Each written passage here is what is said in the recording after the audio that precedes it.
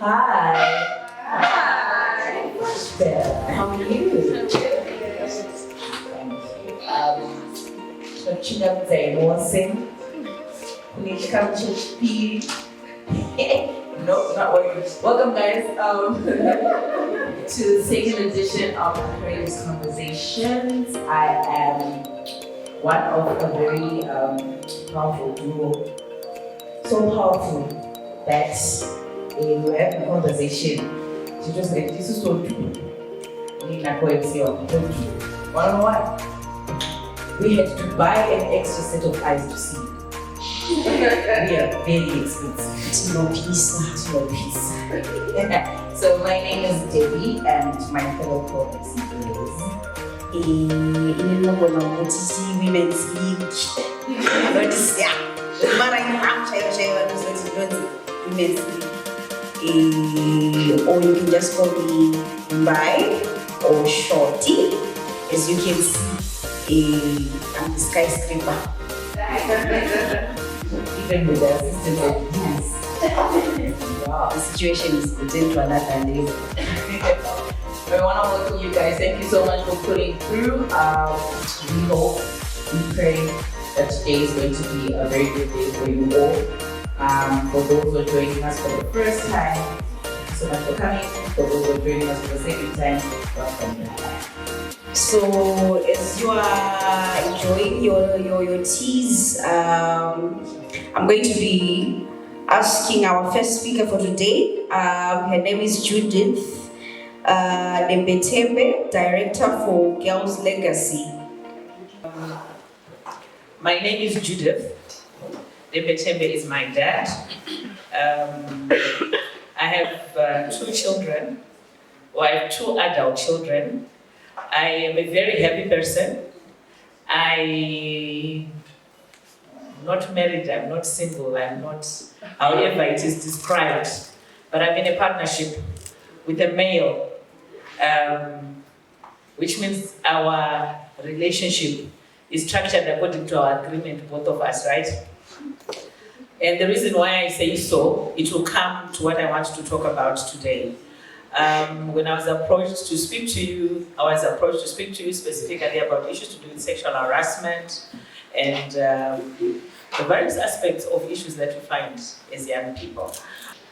So, one of the things that I want you to understand before I speak to you about anything, as long as you don't know who this person is, as long as you don't know what this person stands for, as long as you know that you don't like pink, as long as you know that there are certain things that you don't like, sexual harassment will be very difficult to define. Yeah? It will be difficult to define. I'm a farmer, by the way. I live on a farm. I live 50 km from Harare.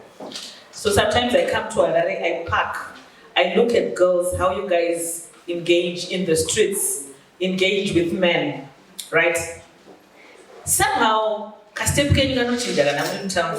you know? Am I lying? No.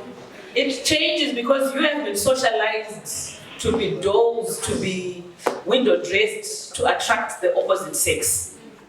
So much that when you come to my place, I have a whole institution where you have heard about the Girls Legacy. We have a campsite where we come and, you know, you can come and spend a whole month. We've got bed, we've got a conference place, everything else. When the girls are alone, they are the happiest. Fight. So, but take it up better 3 days. You understand? So I'm just giving you this background, which is very familiar to all of you, to understand how difficult the definition of sexual harassment is going to be. You understand? Right. So if I find a hunk, what's your definition of a hunk? Amen. Did you see my face? No. But that's your definition of a hunk. Define a hunk. Okay, let's take Idris. If Idris walks in here and I make him sit here and I ask him to take off his shirt, what are you going to do?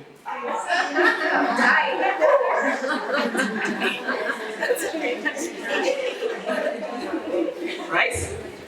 Same movement. Judith walks in here, she sits here, she takes off her jersey. Sex offense. What's going to happen to you guys? Showing her breast. What are you going to do? Showing her breast. Everything. I just take off, just like what Idris did. But it's me. And I'm just taking off.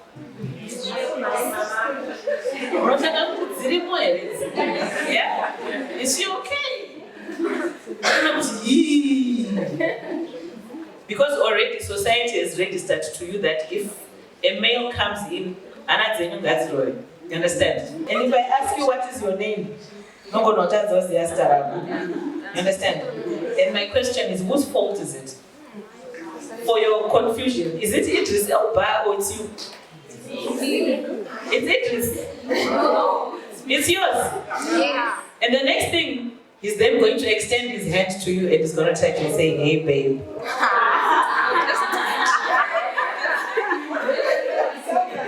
What would you do? Take. Right? And then the next morning, you figure out Idris is gone, he's back in the States, but you're pregnant. The first thing you do is you want to report abuse, isn't it? But when it happens, sometimes we want to go back to that process. Okay? So I've just given you silly scenarios, right? Now to talk about what I'm going to ask you, and I want you to be genuine. I just need 4 answers, right? I just need 4 answers. Do you think sexual harassment exists? I just want yes or no answer. Yes. Yes? Yes. Yes? Yes. Yes? Yes. I got the yeses. Why do you think it exists? I didn't say how. Why do you think it exists? Can I answer in short? No. So one of the things that because you guys are not from the Girls' Legacy. The Girls' Legacy is an institution that facilitates for leadership development of young women. And one of the reasons why we don't develop to become who we are is because we become vulnerable in the languages that have been introduced to us, like English. You do not write any exam in Shona in Zimbabwe. And you will never find a practice space more than a space where you are with your sisters to break the English. You understand? So this is a platform where you stand up, you break the English as much as you can, because the existence of sisterhood allows you to grow as an individual. So as long as I speak, you don't speak to me like this. You understand? One day, you want to stand in parliament, you want to say, good morning, my name is, what's your name? My name is Prudence. Will you go to parliament? Point Shona. And this is when boys imagine parliament, and all your esteem just, you understand? And one of the reasons why I've said this is one of the reasons why you guys get sexually harassed. You understand? Because they'll start speaking to you in English. What would you do? So she has already answered what I wanted her to answer, right? But go ahead, speak in English. Okay. Break it, girl. Okay, I will break it as much as I can. I think sexual assault, harassment happens because sometimes as girls we put ourselves in vulnerable positions, and yeah, that's my thing. We put ourselves in vulnerable positions, whereas we want something that is within our means. So if you are desperate and you definitely want that thing to happen, then there is a possibility for you to get harassed. So the only reason why I allowed her to speak is I wanted to prove to you that she can speak English. But she's not confident enough to speak it because at some point in her life she was told she can't, or she felt, or she was in a group where somebody spoke excellent English. You understand? There's a whole difference. There's a whole difference. Right. And I gave her the mic so that we are also able to start this conversation. When we speak about sexual assault, does it have to do with this? No. Because this is sex. Sex happens here, right? No. When you define sex, it happens here legally. Yeah? So when you speak about sexual assault, sexual harassment, what are we talking about? Let's go down. Eyebrows. How many of you can see your eyebrows right now? How many of you still think they still have eyebrows? Yeah? So who are you doing it for? You're doing it for those who are looking at you, right? Go down to the nose. How many of us have nose rings in here? Why do you have it? To adorn myself with the world. But you can't see it. Yes. So who are you doing it for? The world. So that when we see it, we're like, hey, did you check out that nose? And lipstick. I even have it. Why? And you can even define your lips as juicy. Yeah? This is how we define it, isn't it? Juicy. Who are you defining it for? You go further down, earrings. Who do you put them for? Who? Who are you putting your Africa earrings for? Everybody to see except for yourself. Right? Go down. See, I was not blessed with breasts, but at least I have a bum. And I'm grateful. There are these bras that you wear with this little... Who do you do that for? Who do you do it for? Like when you go and buy, who are you? Let's talk. This is a conversation, girls. Who do you do it for? For some of us without the breasts, so that we see that you have them, isn't it? Am I lying?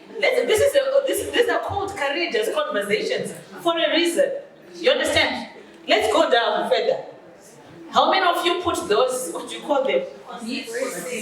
Those things that can't make you breathe. You're like, what's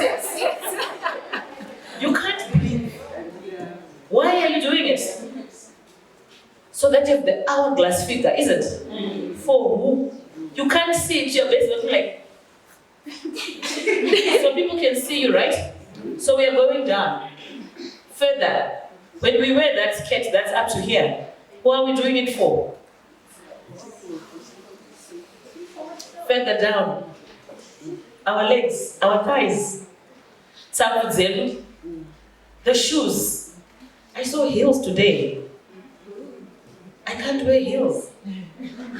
I've actually said heels. Heels are good, by the way. I have nothing against them. But heels on me, if I stand in front of people and I'm wearing real heels, I can't think. You understand? So as a person, I chose not to wear heels. Sometimes I'm asked to speak in very big meetings where they expect me to come wearing whatever. I can wear the suit, and then everybody's like, I'm like, unfortunately, my brains are wired to my feet. As long as my feet are squashed, I can't present. But that's me, you understand? So I have unpacked the body of a woman. That's what sexuality is about. You understand? That's what sexuality is about. When you hear men speak, to say, we are, they will define, and if it's red, and my hips, we are. And if it's my earring in Africa, we are. And they never describe you about what's here. Because it's not sexual. It's not sexual to be intelligent. Do you know that? It's not sexual to be a brainiac. But it's sexual to have red lipstick, to have my hourglass shape. So that's what we want to talk about in terms of sexual harassment. So your sexuality, and I know many times, my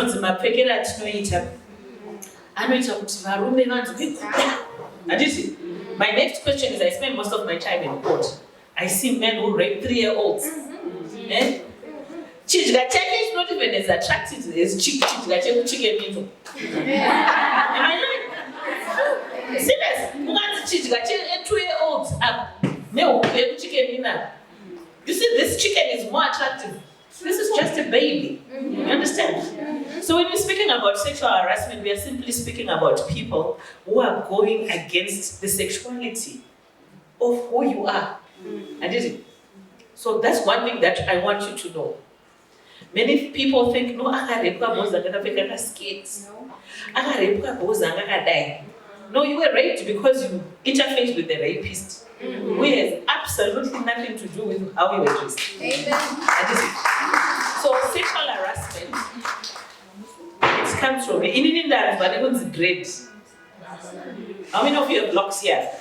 Yes. Yeah. So there was a day I was walking in town. Some guy said, "Hey, dread, look at that children that WhatsApp."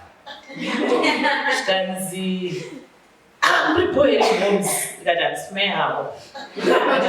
Already I'm now speaking street lingo. That's not who I am. But I said, let me, thanks to say, let's do the arrangements now. And then it got a bit, you understand? And I'm giving you this story because that's exactly how you can also defend yourself from sexual harassment. And the reason why I was talking to you about English is they will come to you with vocabulary that you have never heard. Isn't it? And then you think, oh my God, oh my God, oh my God. Right? I go out a lot. When you're sitting by the bar, guys will come to you. Hey, what's up?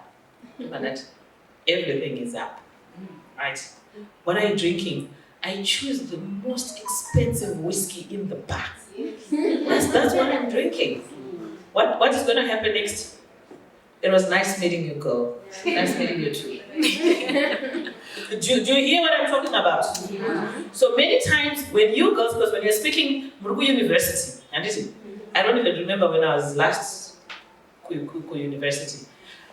But one of the things, one of the powers that you guys have is the power to say no. And you don't say no in wrong. It's your actions. It's how you respond. You understand? That is how you can limit yourself from sexual harassment. And the reason why I'm telling you this, I'm not giving you standards. Talk. You understand? Sexual harassment, I'm being honest. I'm being honest. Many times when you're caught, is when you say, and but the question is, as a woman, as a young girl, when you leave the house, I tell my daughter is maybe your age, is almost 25. I tell her, when you're going out, if you go by yourself, don't call me if anything happens to you, because you're being a stupid girl. Don't go out by yourself. It's like you're being told, it's cool. You understand? You are going into a space that you know has predators. You want to go and you can't fight them on your own. Find a girlfriend. There are other guys who are good, hey? Find a boyfriend. And when I say boyfriend, I don't mean boyfriend. Find a friend with a guy. Make sure when you're going out with somebody you know, somebody you trust. You understand? Don't be a hero by wanting to do these things by yourself, especially at your age. Guess what? You get there, they'll touch your bum. And then you'll be like, and then they'll come out 5. What's going to happen? So there are 2 things about sexual harassment that I want you guys to always know. It will exist. When you die, it will still be there. You understand?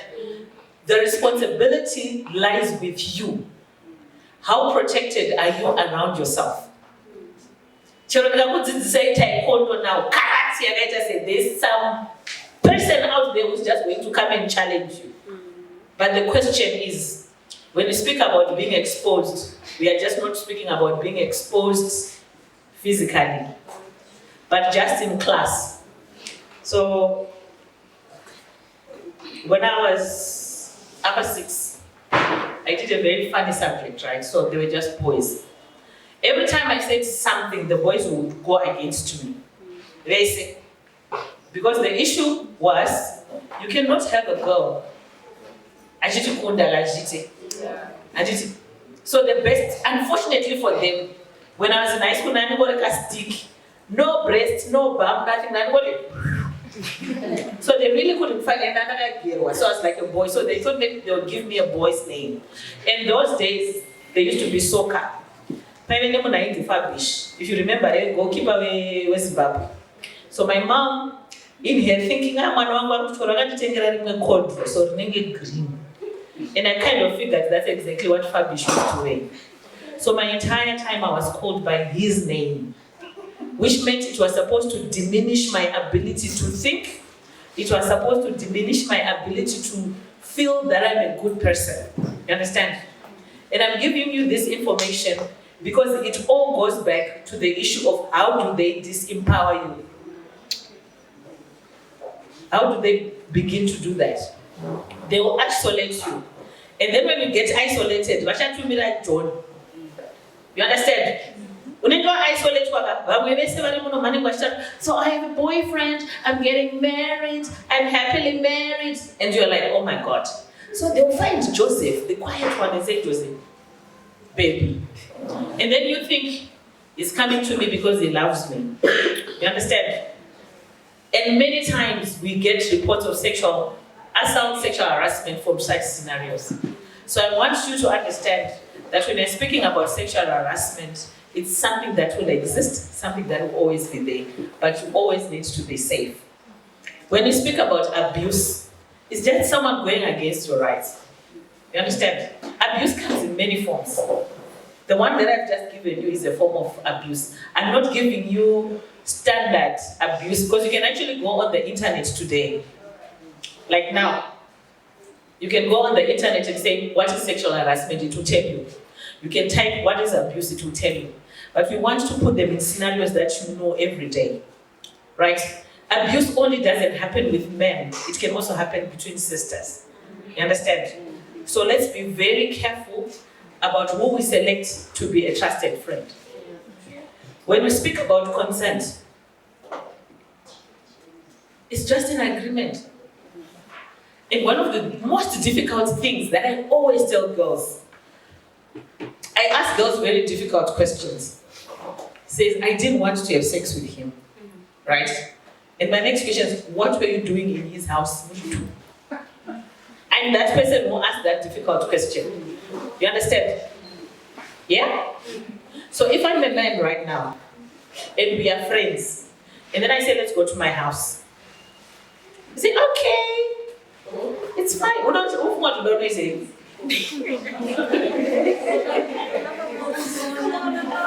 Mamovi, that's why you got star chemical. Is it? That's why you have to go to the movie house. You understand? But this is normal. This is what you guys are faced with every day, right? Yeah. Why do you go to your men's houses alone and then you come out and you're like, no, but he touched me. Obviously, he went with you so that he can touch you. That's the reason. And this is. But I'm also saying, when you get into a relationship, are you ready for it? Did you hear what I said when I introduced myself? I said I'm in a partnership. Unfortunately, my partnership is actually a written agreement. It was between us so that if you forget, you can go back to the paper. You understand? It's because I need to be safe. Some people might think, but it's me. There's only me, one me. When I die, I'm gone. So when it comes to safety, security, and issues like that, I make sure I'm protected. You understand? So make sure when you're in a relationship, because sexual harassment, it's normally coming from the people you know. You understand? I'm not saying do return things, no, I'm just pulling your leg. But make sure you understand each other. Our relationship is sexual. We are going to have sex together. And if you're going to have sex, we're going to use protection. And we are going to take turns buying the protection. Be courageous. And many of you, I know you don't do it because you think the guy will leave me. Guys, if I tell you how old I am, you think I can't get a boyfriend if I wanted my age? You think I can't? Huh? You think I can't?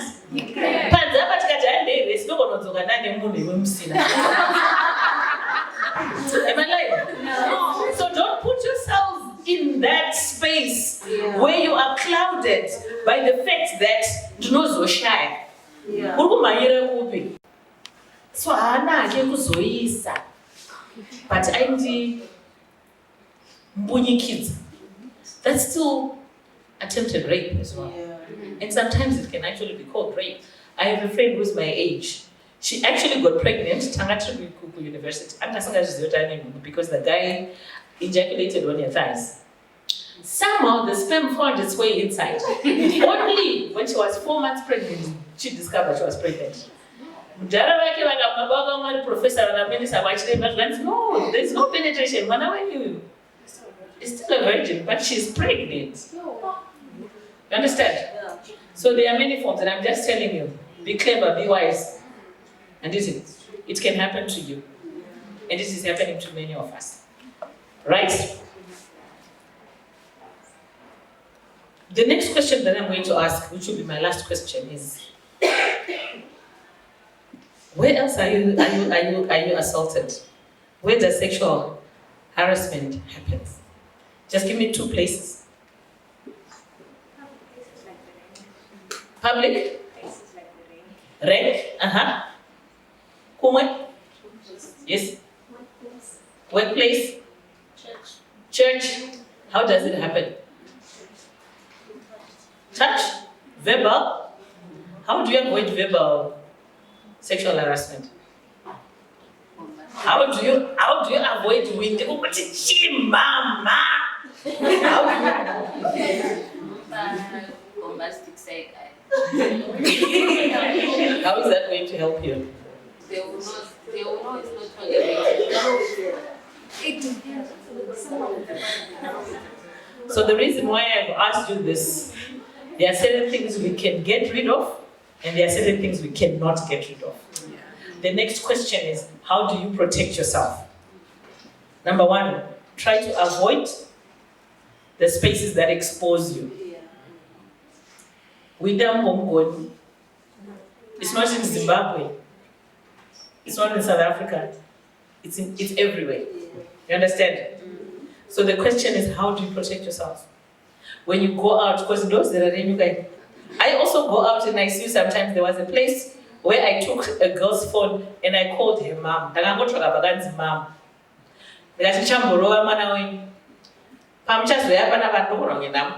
But don't because she's being stupid. And I beat the girl up. I knew I was doing something wrong, but at that point, I needed to beat her up.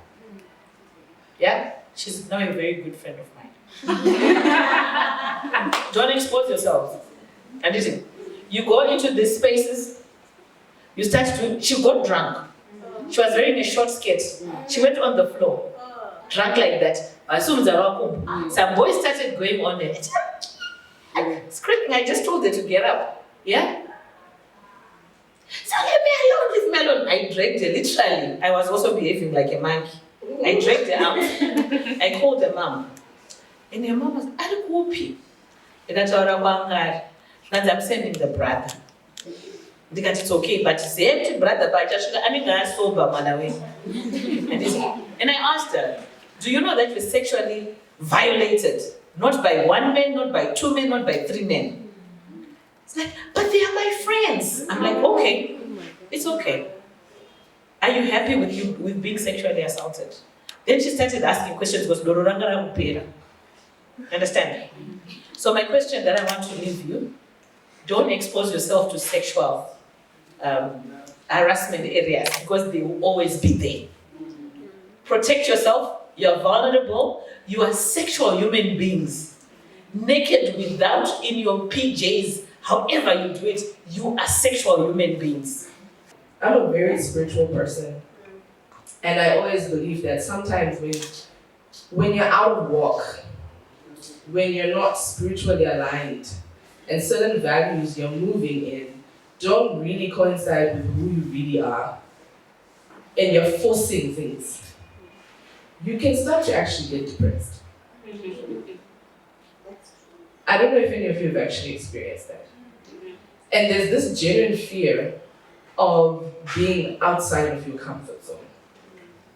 I've been friends with this person for 18 years. Saka. Mashiko stage where you are 2 completely different people. And it's okay for that season to have been there.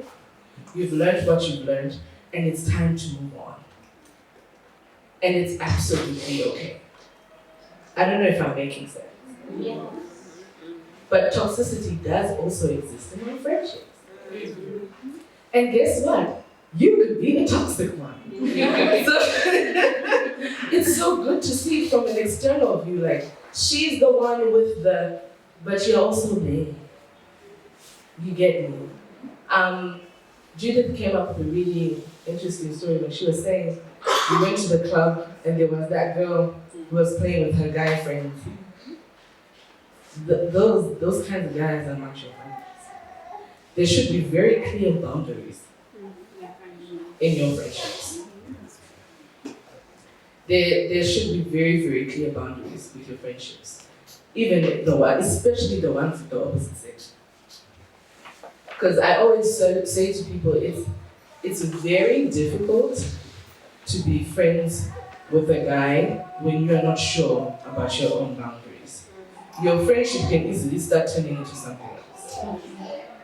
So it is very important that that person knows, big up. Anything outside of that, I am uncomfortable. It's okay to say those things.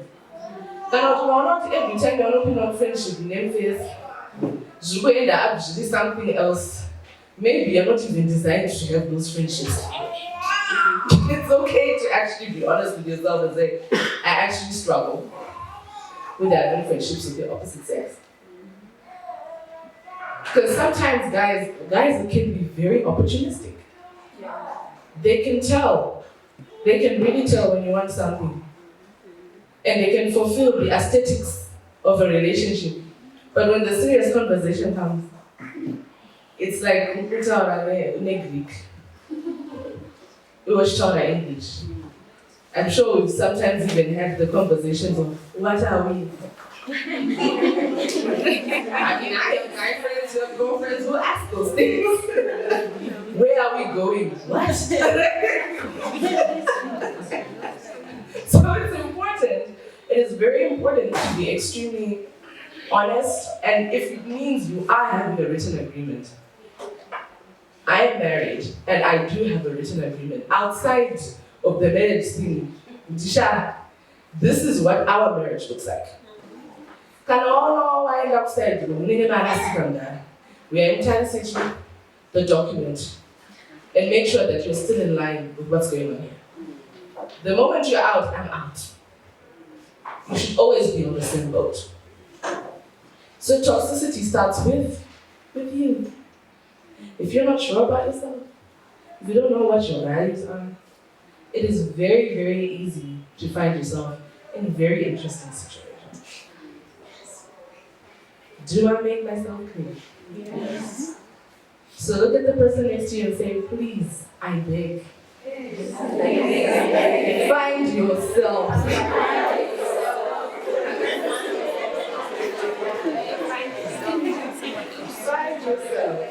yourself. So there are certain characteristics that I just want to go through very quickly. The ones that we like to call toxic. And a lot of the times, I always say to people, they come out in very different personality traits. And I want to read them out loud, like I did the last time. Okay, so we do have the people pleasers. It is a very toxic character trait, guys.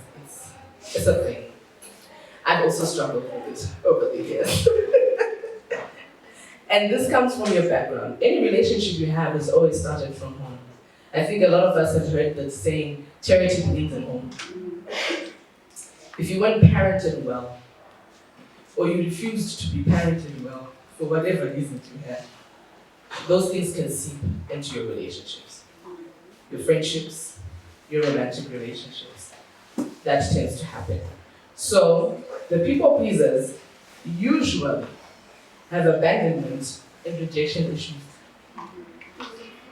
You are so unhappy with who you are as a person that you're able to become a chameleon and fit into whatever it is that everybody else is doing so that you feel a part of something. But deep down inside, that's not even who you are. But because of the fear of being told that you're not a part of this group,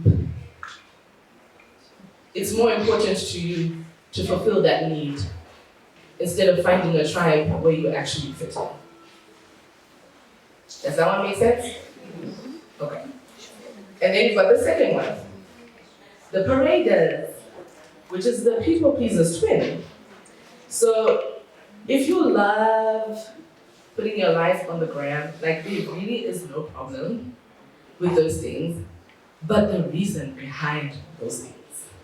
So I had a friend of mine, and she's one of those, like, anything that happens in her life, guys, we shall know before the group chat, because it's on the gram. It is on Instagram, like it's on Facebook, everything, all the updates of her life are there. So I know who she's dating based on Instagram. And we've been friends for years. So it's one of those, you get to accept this. It is what it is. You know? But it's one of those situations where when the breakups happen, God, you know, people tend to ask because there's now this thing on social media where they say it's our relationship. You know, when you choose to post, it's just to post certain things. It's almost like people think they know you. Yeah. If you get me, they think they know you personally, when that's not the case. That's not really the case. You are in this office. It's actually a thing. A lot of girls go into guys' places and start cleaning, and start cooking, and start being mothering. If I can put it that way. So it is very important to have boundaries in that regard. I don't know if it's how some of us are raised when you go into a guy's space. If you think,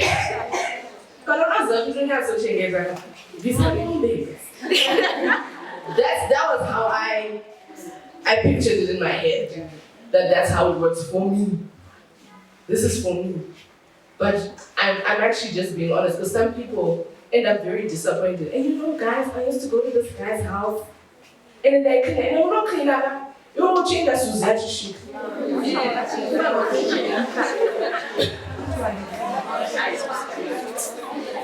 those of you who are very close to your male cousins and your brothers, and they will tell you, fam, I was so glad that Janet came, because when she left, the crib was clean, you know? So the real chick that I actually like ended up coming to her clean. And you guys do it for free. Guys, so I'm always saying, have some self-respect. You guys are not raised to go into males' houses and start cleaning so that you can be. What else? Apparently, that's the new statement that these days. Let's look at our kitchen. No, have some self-respect. And it is absolutely, absolutely important to have that boundary with the guys when they're in your space. Never be in a space where and you're not fully trusting of what this person is about. I think Judith did a very, very good example of what that can turn out to be. Even if you've known someone for 20 years, it is important to have those boundaries. So the most important thing about what I will speak about today is boundaries with your family, boundaries with your friends, boundaries with the guys that you're with. You should have a situation where you have no doubt whatsoever that the people around you are people that you can trust. In whatever shape or form, whether it be sexual, whether it be spiritual. There are so many funny stories that we hear these days, till that would not have existed if people don't trust each other spiritually. But it's totally and then some of us, but for some of those people, like, those are real life situations that are actually happening, and that I wouldn't even know that you actually, you know. So it's very important to have those boundaries as well. Not to be very, what's the word? It's not trusting it. Because at the time, you know you don't trust that person. To be reckless. It's actually to be reckless. Because when you trust someone, there's a different feeling that comes with it. But when you're reckless, you can tell when you're being reckless. So I wouldn't say you're very, very trusting with people, no. But I would say reckless would be very. So I hope that was helpful. I hope you took a little something. And for the youngins, oh my gosh, you guys are so cute. You said how old are you? 14. I remember when I was 14. Yeah, sometimes I found myself in really weird places. Please don't. Please don't. And when we're doing the introductions, I kept saying to myself, I pray to God they say something like, I'm single, still single, will always be single until, yeah. But some of the teenagers we are meeting today, yeah, there's a lot going on for you guys. And I think it's very understanding. You guys are exposed to a lot. When we were growing up, I think it was when I was in Form 3 or Form 4, that's when Mixit came. Yeah. So the only way you could communicate with some boy was like if they were writing you letters or if you had a phone and you were lucky enough your school and you actually accepted for you to have a phone, you'd be texting. But you guys have like instant messaging, you've got DMs, you've got, Snapchat with disappearing pictures. I've heard stories. So it's important for you to have boundaries. And I hope your parents help you guys with those boundaries. Share those passwords with your parents. The moment you are really afraid to share that password, at your age, you shouldn't be having certain levels of privacy. There are some parents who are out there who don't know what you guys are up to. And when we try to explain to you guys are 18-year-olds and 14-year-old bodies, they don't believe us. So in the moment you feel, I can't even tell my big sister that I'm doing it on this thing, on this thing, then it's time to actually start sharing that password. So we can help you. Because there's really nothing that these boys can offer you when they are under their parents' roof. I'm telling you. Every time my friends used to say I was very rude. When I was your age, there were guys, and I think they probably still do that, because many motors young guys say John's guys. Where you ask yourself, like, as a student, high school student, fine cars, eh? And guys will come and they'll be like, hey, so are you going, well, those days we used to call it cocoa. Oh my God. That's what they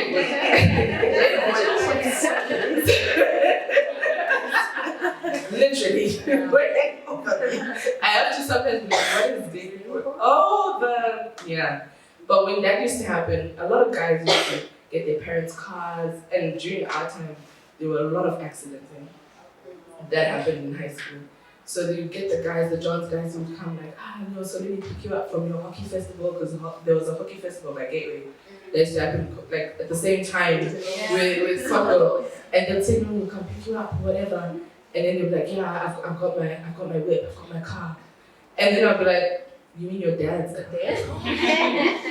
There's no way at 14 or at 16 or at 18 that you could possibly own a car with your money. We're all broke. I'm here. Well, someone's paycheck. But I have those boundaries. Because once you're in that car and you jump out, and then,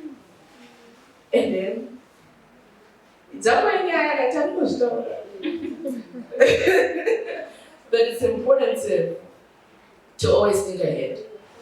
Because I know a lot of girls who have regretted a lot of situations, a lot of choices they made, not at my age, but at yours.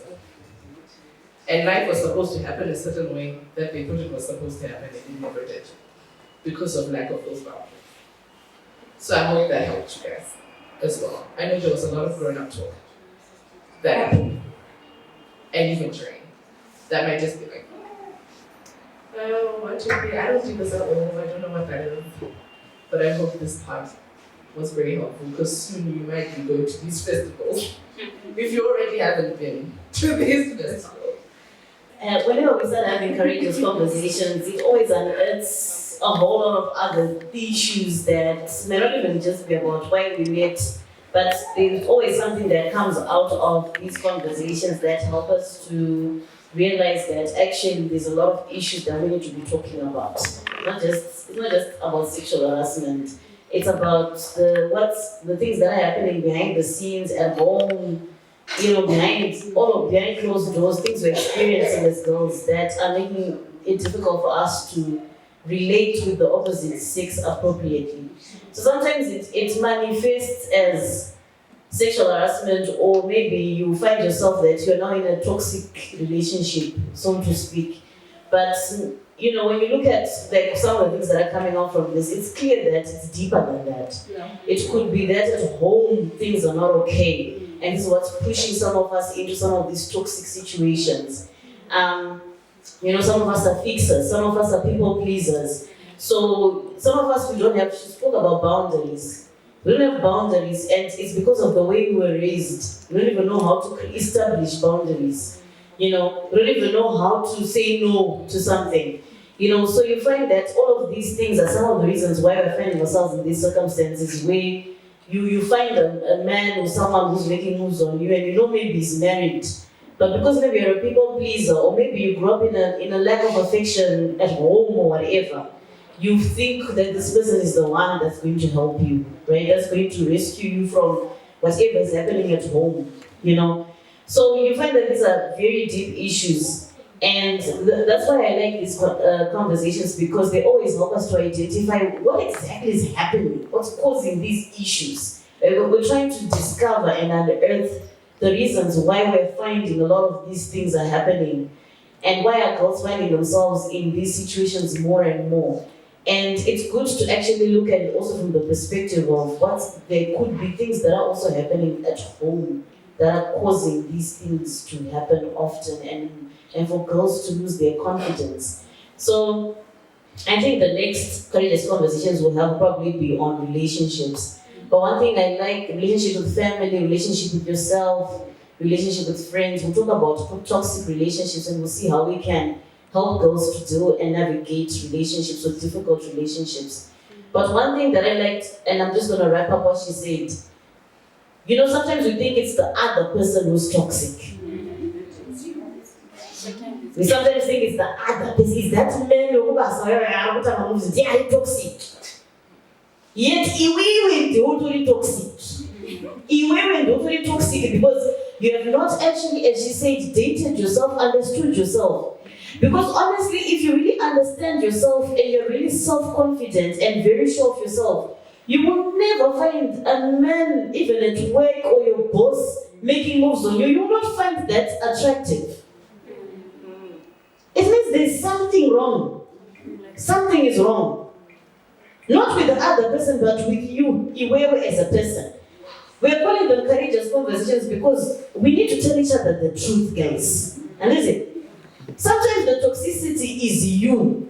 And after you leave that place where you're being sexually harassed, or you're calling it sexual harassment, you go to another place and you meet another man. Same thing, because also Iwewe as a person. Your personality, you find yourself in those circumstances. Right? Of course, we're not saying that whatever happens with sexual harassment is your fault, but we're saying that we want to deal with ourselves as people as well, isn't it? But it's not entertainer. Why? Messages why are you entertaining it?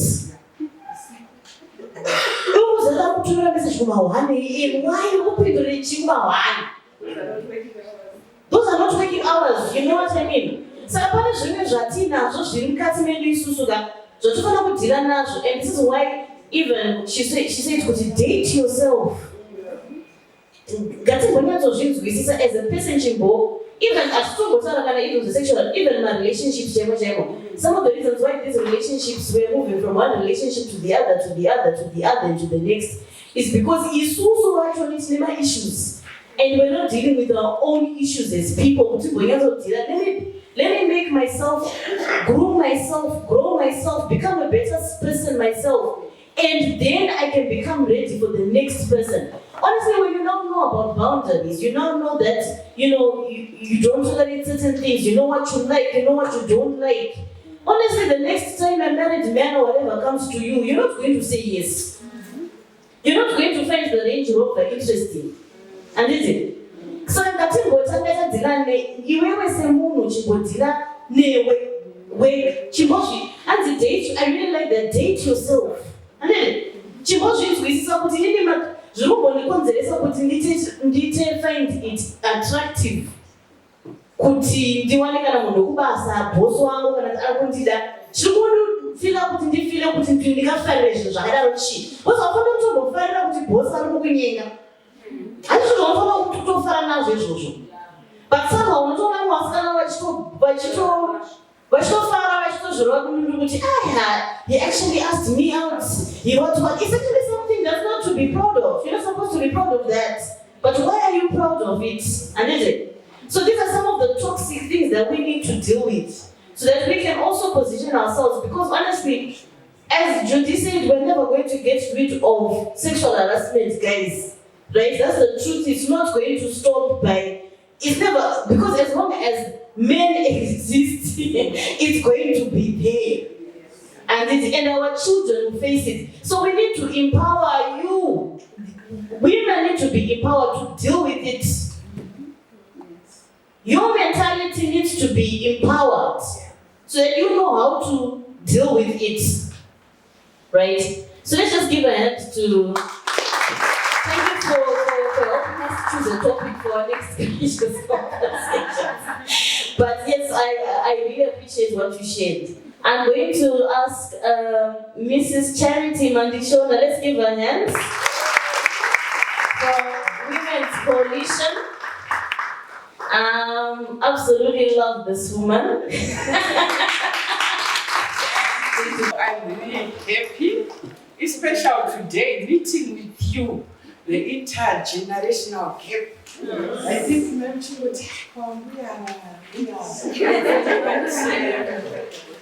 I'm really happy to be with you. Maybe I'm starting by sharing where I come from. I've been a teacher before. Then I joined the women's movement. After seeing that a lot was happening with the women, their rights were being suppressed, especially the young women. And when we went to Banshee, that was in 1995, people came back when we were fighting for gender equality. People came back and it was misinterpreted, and others, there was a lot of hype around gender equality. And with our rights, we again to go back and start sensitizing people about that. So we now have this sexual harassment in the workplace, at home. And if I just take you back, when we, around the 2000, we came up with the GBV policy, which is the gender-based violence policy, because there was a lot of violence within the home place, within the workplace, and we tried to sensitize people. We tried our best to say, no, this is what we call violence. I think Tafadzwa was trying to tell you, invite for lunch. Already you are violating yourself. By accepting that, you are already violating yourself. And I'm going out with my boss, already you are already violating yourself. First of all, look at yourself. Who are you? Who am I? She asked me the question about carpet interviews. Once you get in an interview, you also need to be very alert and check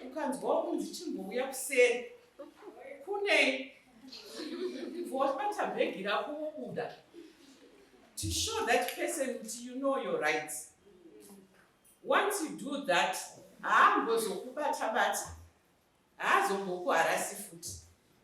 You know, my Mzukuru, she works for another company there in Masasa. She's a biotechnology, what is it? Biotech. So she works in their company. So the boss was like, oh, you look lovely, your hair. Then she came and said, Bobo, this guy said, just to tell you, if you don't like it, can I I'm leaving. I'll pack my bags and go. So the boss is the following day, hey, you're looking lovely today, Constance. Hey, what? Said, no. I'm here to work, not for you to comment me. Said, hey, you know kudzinga basi, manono kamataura. But because she was a critical person now, the boss had to tone down and say, I'm sorry, started apologizing. So today, wherever you go, just to tell them straight you don't like it. The comments, don't say, Nasaka comment out, yeah, you're wearing something nice. Because the boss is going to comment out, you are looking nice. That's the signs of sexual harassment. Because at the workplace, the boss should never comment about your structure, about your dressing, even about your hair. It's mine. I like it. I'm doing it for myself. I'm not doing it for the boss. So you need to look out for that. So as organization, we then started interrogating every year. There is the International Labour Organization. There is a conference which happens in Geneva from May to June. So in 2019, we then advocated for a convention at international level which speaks to stopping harassment in the world of work, which is Convention 190, that notice C190. It speaks to stop harassment and violence in the world of work, which includes sexual harassment. Because we've seen that a lot of women are being harassed, sexual, at the workplace. And someone which kakutaura. When we say workplace, it's not the formal workplace only, yekuma office. Even those who tend some street and they are also being harassed. You see them sexual abuse. So you need to speak out. You need to know when you are being violated. So when they came up with the C190, the Ministry of Labour in Zimbabwe then came up with a draft sexual harassment work policy, which most organizations now are going to tap into that policy, your ministry, to come up with their own workplace sexual harassment policies. Because like what we did with the GBV, we also came up with the GBV workplace gender policies. We all came up with gender policies. That's when they established the gender desk. So that you also go to a woman and speak out. Please. Don't. You can always phone or write an anonymous message to police suggestion box. Victim friendly unit. Go and drop it there. Or you phone my organizations. Akaita Sesu, the Women's Coalition of Zimbabwe, we stand for you women. How best can we intervene and come up with a solution? You can phone our lawyers, the Zimbabwe Women Lawyers Association, that is WALA. They also work for you. You can also phone WILSA, Women in Law in Southern Africa. They also look out for you girls, for you guys. Don't even jogunzi kuma colleges vangani kuma universities tertiary colleges, yeah. Okay, thank you. Yokunema issues that trikungonzwa every day. Kuti apply for a mark.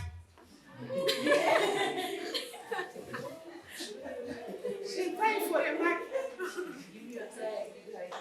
If you don't have a tire, una mari watofoira. Iwe wozouya wakapasa isi tokuemploya. Takukupa basa ucharigoni. Takutoziva kuti iwo ndowetayi for a mark. You have lost the dignity, you have lost the mandate. Wakaendeserwa college nevabereki vako.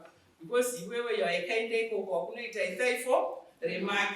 When you give you a job now, you cannot even write a memo, but you are a graduate. Do you know now, employers, they prefer kids, students from the polytechnics. Do you know why?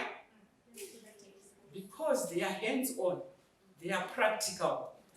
My universities, you're most theory, but people don't work with theory. That's when now you also say, for me to secure this job, take a carpet interview. Be yourself, have a decision. For you to get to the tertiary, it means why now do you want a tie for a mark? Where is that brain gone to?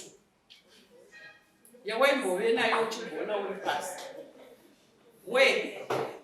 Just because now I'm at the university and it's in a brain. Be proud of yourself, discover yourself. So with the C190, we are working flat out as organization to try and sensitize, especially you, the young women. But now I hear also the young men, which were molested, what for a man. So we are also working on that to say, this animal, where is it coming from? And my repercussions of that, because you'll be bottling it up. You are abused, you don't speak out. Then the result, what's the result? You go the drug way, you are an addict. Or you commit suicide. At the moment, the rate of suicides, especially from college students, it's very high. And it's something which is worrying us. As your parents, can you imagine a parent?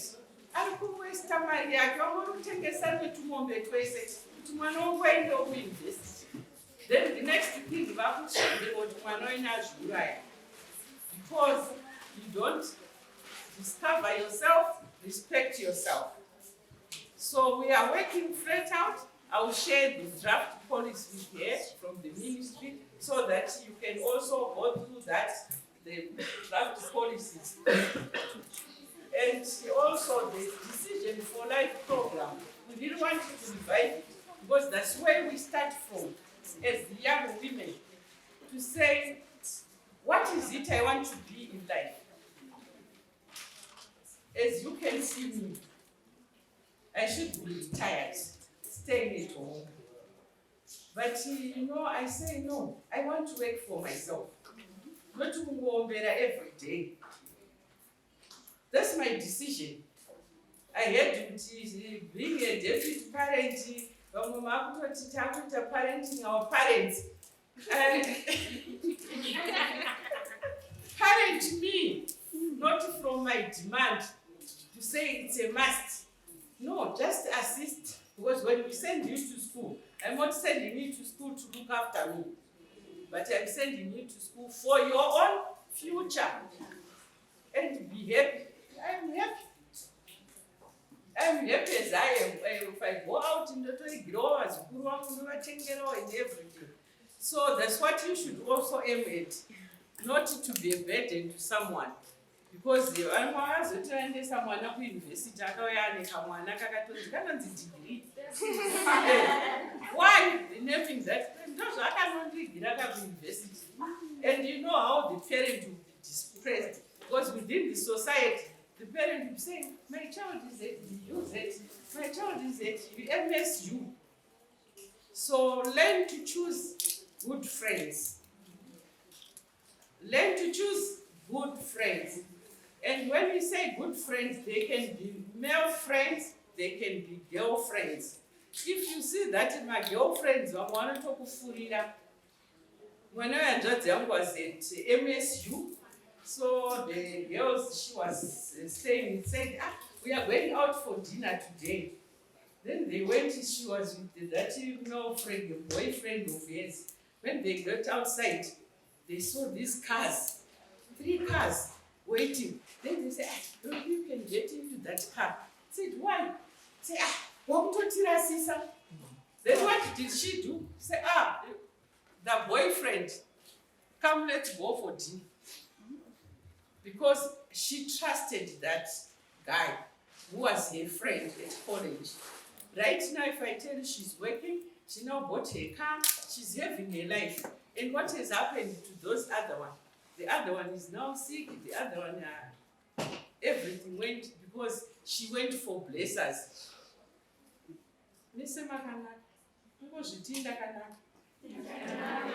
Yes. Why should you go for blessers? Definition. They say sexual harassment in relation to an employer or any member means any act where an employee or a member demands from employee or prospective employee any sexual favor as a condition of 1. Recruitment for employment, the creation, classification, or abolition of jobs or posts. 2. The improvement of remuneration or other conditions of employment of the employee.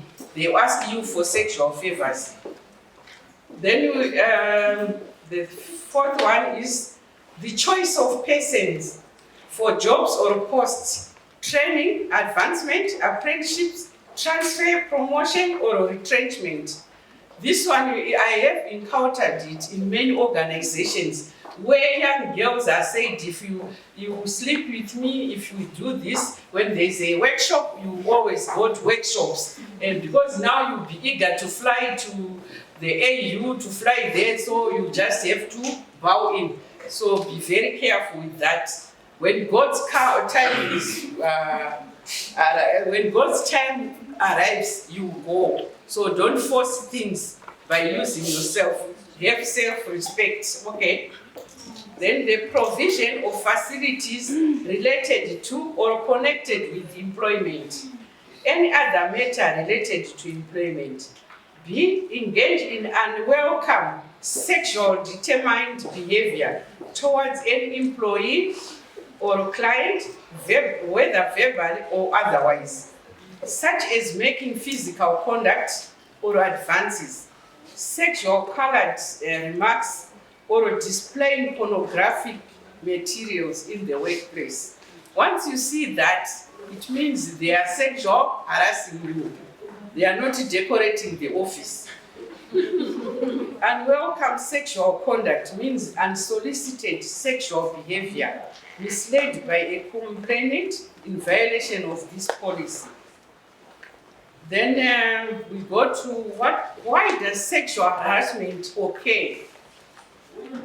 Sexual harassment has its genesis in power balance resulting from patriarchy, religious beliefs, gender and cultural expectations. Zvikunzi kuchechi ndazorota ndichinzi ndikarara newe dhimoni ripaurira toenda. And it occurs with great frequency because it is very easy to conceal and very difficult to prove.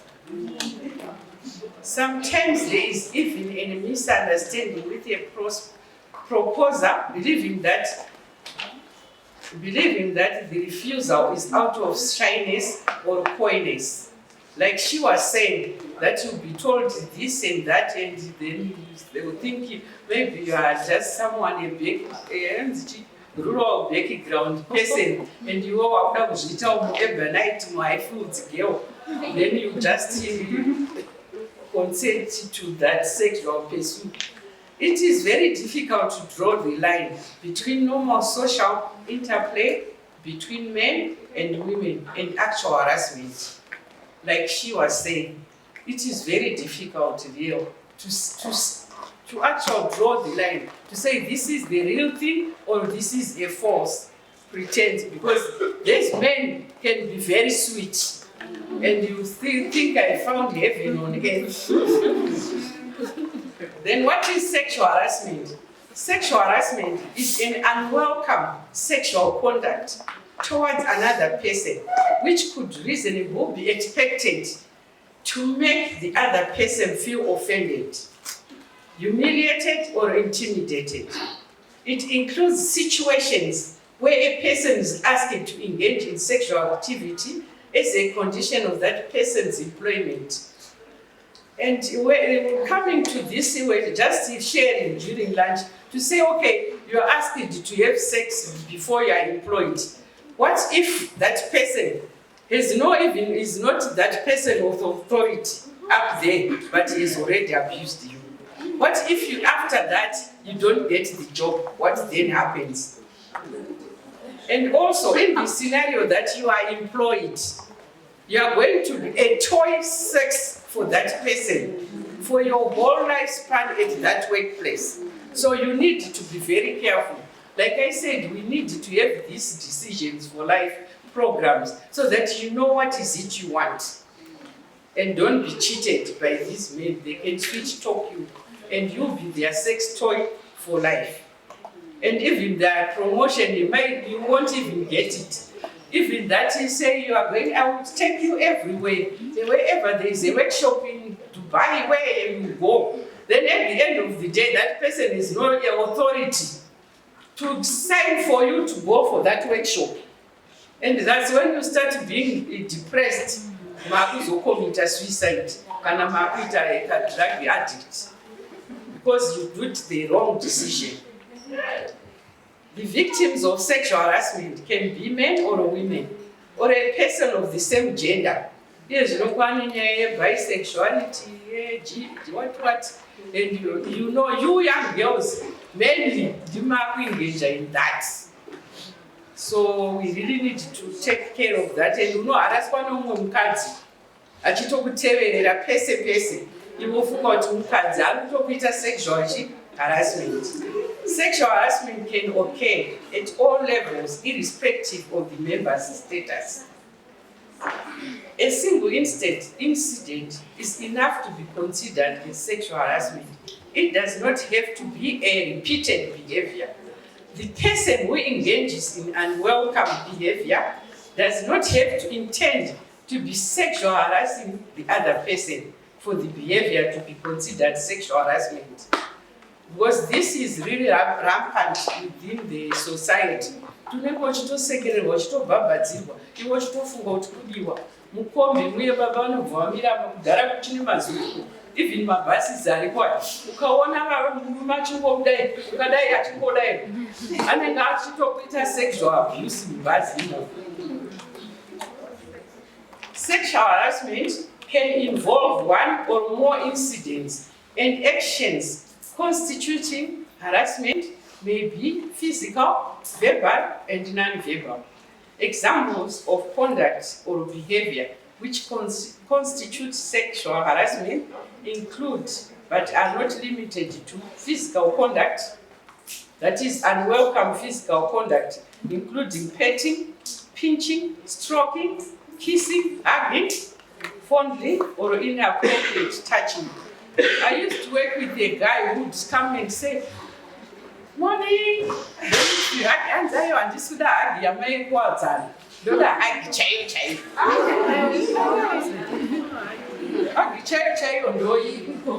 later on, I discovered, no, this person is actually harassing me indirect. So you need to watch out for those signs. The type of hug a friend does, and the type of hug that better half of yours does. So physical violence includes sexual assault, indecent assault, or rape. The use of job-related threats or rewards to solicit sexual favors and stalking. It's a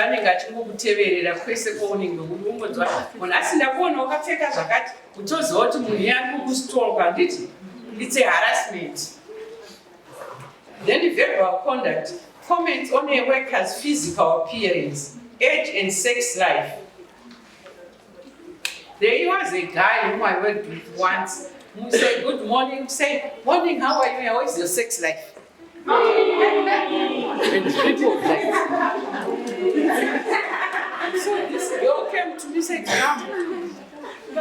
each time ndikangobati morning, vanonditi morning, how is your sex life? What is he trying to imply? Ndikati ari kuimply kuti umboendawo kwavari. Pamwe your sex life is not. So those things, you only want to figure out who offer it, but that person is actually harassing you indirect. Then sexual comments, stories, and jokes. Unwelcome sexual advances. Repeated and unwanted social invitations for dates or physical intimacy. To say if he invites you for a movie, for that, and if then you sit there, he starts going, hey, your dress, when you're in the, so it's not a genuine date. That person will actually harassing you. So from there, you should drop that person. Don't entertain someone like that, and insult based on the sex, gender of the worker. You know, I'm not talking about your physical body. That is also sexual harassment, and you should not take it light. You should report it to your head of department immediately. What is not sexual harassment? General sexual harassment does not involve mutual enjoyed relationships or interactions that occur between co-workers. This is not sexual harassment.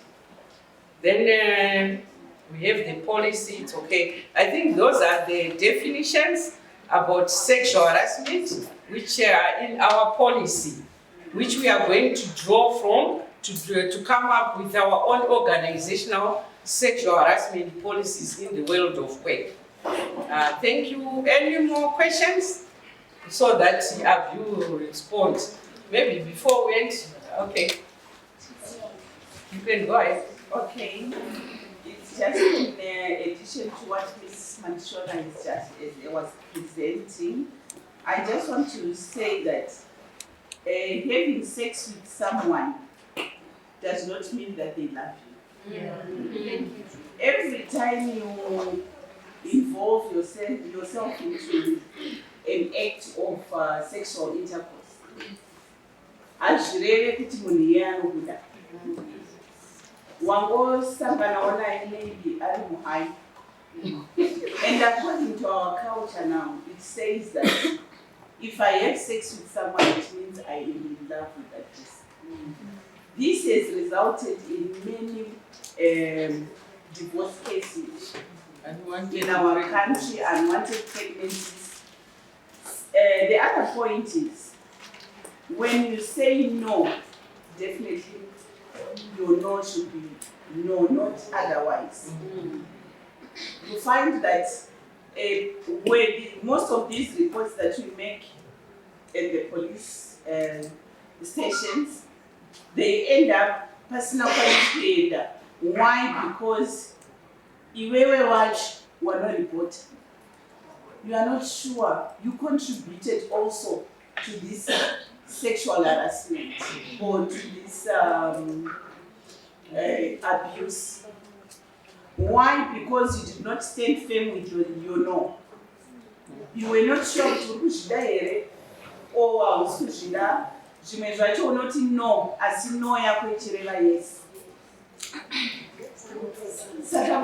These men, they know kuti uyu munhu asi kurevesa uyamuyepo ari kushida. Ndombosekerera, ndombotsamwa, ndombosekerera, ndombofara, ndombobatwa, ndombofarira, ndombopiwa mari ndoti handiswida but ndombomutisiye iri pakutoona pasi yakupitora the next thing Maria akasema. So when you say no, mean no.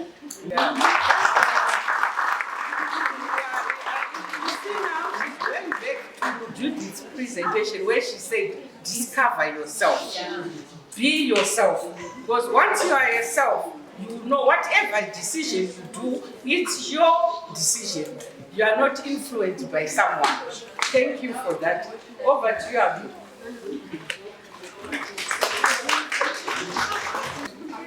Good afternoon, everyone. How are you? It's good to be in this room to interact with such young energy. It's exciting times. My name is Abigail Matsvayi, and I come from an organization known as Zimbabwe Women Lawyers Association. We are an organization of women lawyers that are there to save women and girls. So what we do in our core business is exactly this. And today we want to talk about the law, a bit on the law on sexual harassment. At the end of the presentation of the discussion, I will leave our contact details in case there are people with personal issues that cannot be spoken about in this big room that would require one-on-one. We provide legal services for free to women and girls. So if you have your own personal nyaya that requires that, our contacts will be available. So that you'll be able to just reach out and we start from there. So I did pack your question, which was by and large about at what point do you say you are abused and at what point are you not being abused? And that's the essence of what I'm going to talk about now. When you talk about the law, it's trying to identify the papi patangira problem yacho, right? So we will have the session first, then I will revert back to the question yanga yapunzo. But before I start, I want to read this email that was sent so that we can just contextualize the discussion. So this email was sent in 2003, and its title, the title of the email, Call from Mr. Miller. That's the title that was put. And then it goes, Rita, I have used the above caption just in case somebody sees this email. Please delete completely immediately after reading. Look at the time I'm sending this note, just to show you that I could not sleep before writing this note to you. Rita, I love you very much and wish you could be mine. When I'm taking a bath with Clara, my wife, I always pretend it's you. The torture is unbearable. It hurts me that when I touch your lovely hand at work, you cringe and you ask me to stop. Do I repulse you? I desperately need to kiss you. Shamwari, if I do get dismissed, it will be because I would like to do whatever I can for the person I care for most. Right now, I am under pressure to balance the budget for CZI. You have just completed your probation, and according to CZI rules, you are not eligible for a general increment as it only applies to permanent staff. But there is a small adjustment that I can make. I'm bending the rule for you. Please hold on tight to me. If we crash together. I'm awarding you the same percentage of increment as everybody else. I'm going to defend it to the treasurer this morning. Doing so will cost CZI an extra $3 million in employment and other costs for the 3 people that are involved. The others are likely to be associated with you. This will wipe out the surplus we were going to make after selling the Land Rover. The treasurer has made his recommendations following the rules, but I've asked him to say no, ajite. And I've specifically gone to him to ask him to make the changes so that he brings them before the final meeting this morning. I feel guilty as it is no right to expropriate you from your husband, but unfortunately, I really love you. Please, God, help me on this.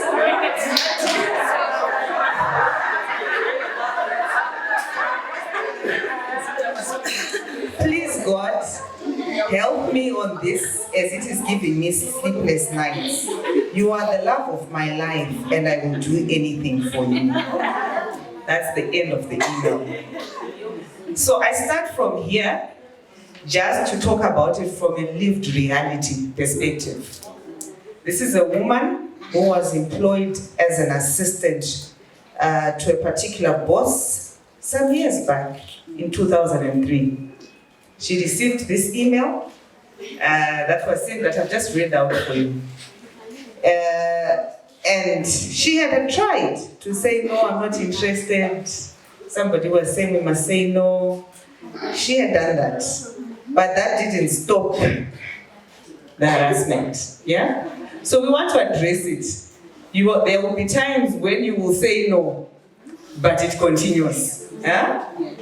And there will be times where some of us don't even say no. And this is, but the no has not actually been said. Yeah? And remember, I said we want to talk about all of this. Could you establish at what point are you harassed? You know, is the harassment from the point that I've said no and it continues? Is the harassment from day one when he said I love you and I want you? Is the harassment when I get an email like this, pane paper trail, pane chinchinobatika, and this individual? We want to talk about all of that. But to just close off the case that I've read for you, this woman took this matter, one of the few matters you have reported within court. She took this matter to court all the way to the Supreme Court. All the way. It took over 10 years for her to get judgment. Right? It's important to always know that these things don't start out like, there's nobody that just starts from the top level. Small little, because he's also testing the water. And it's visual. Other corner, your reaction. Other corner, are you going to tell somebody? Are you going to keep quiet? Are you going to run away? Are you going to say no? Are you going to giggle about it? It starts small, with things that perhaps don't even look like big things. And then they just simply develop and escalate over time. So when we talk about the law and say, the papi, at what point has the harassment gone on?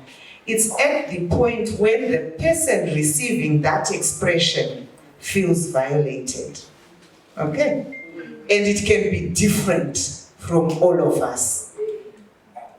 At times, it might not even be harassment to you directly. Prudence boss. But because of it, your own thinking like, but it's not a big thing. But to Prudence, it's actually a very big thing. It's actually a very big thing. You've already done sessions about the impact of this on your mental health, on your physical health, on your lifestyle. The woman I read about, the email, she lost her husband, she went into depression, she got onto depression pills, lost her family, she just disconnected socially totally. Yeah?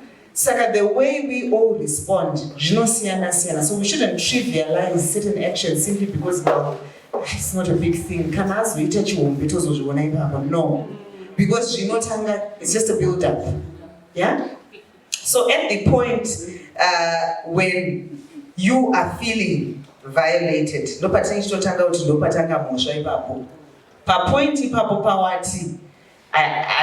feel so uncomfortable about this. He said this or she said that, and I'm really uncomfortable by it. I remember one case that part of the work that we do, we get into private sector and deal with these nyayas. And whenever we get into there and we are engaging with the men in a forum like this, they really don't think some of these things are major, especially if it is not physical form. Yeah? And as far, one of the big things that they always talk about is say, but she didn't say no. She didn't what? She didn't say no. That's exactly what we were taught culturally. I like you, it's like I like you too. And it doesn't happen. No, we're going somewhere. So it's always important to appreciate that your first step is you are feeling violated.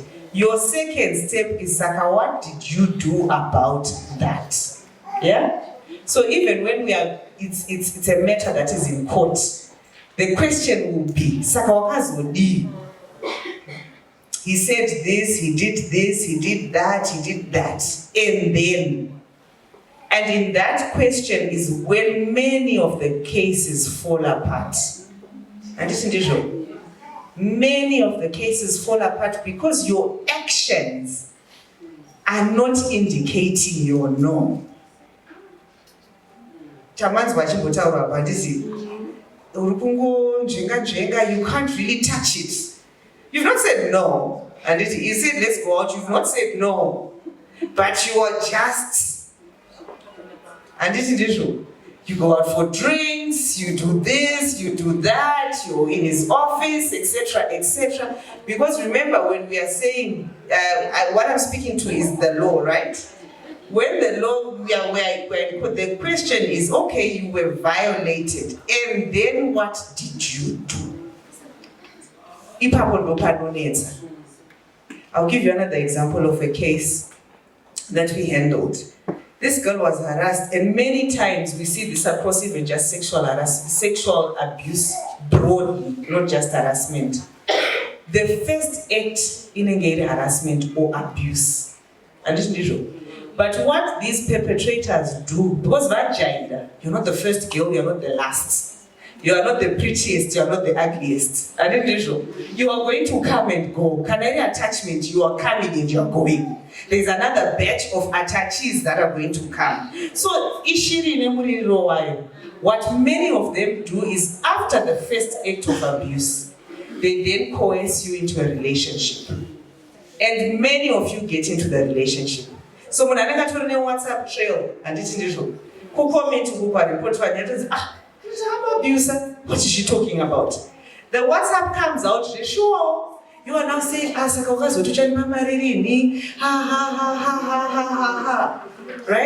So for you to then stand and say, look, he actually abused me.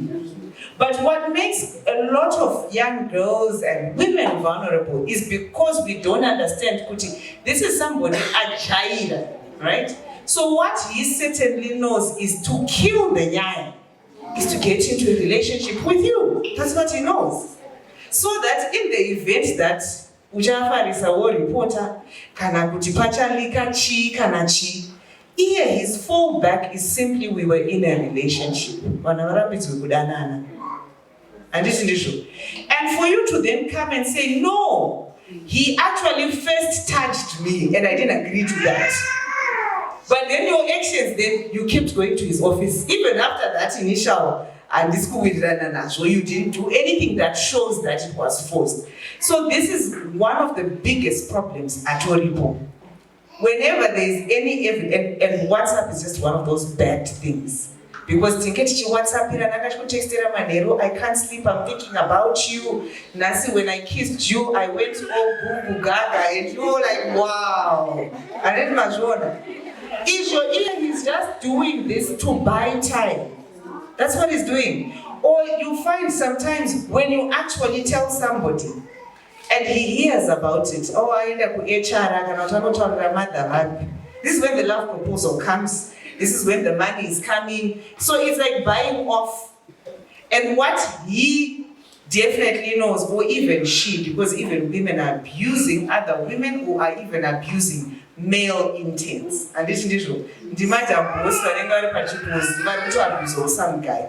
What usually happens is because they all know once Natongo is in doubt, relationship. It doesn't matter where this thing goes, right? Because I've already presented evidence. So when you are abused, you are first violated, you feel the violation. Your second issue is you must then show the action that this is unwanted. And remember, the legal definition, it's unwanted. So the ear to counter is to say, Judge Chidiwa. So you must then be able to show that it was unwanted. How do you show that? You can make a report.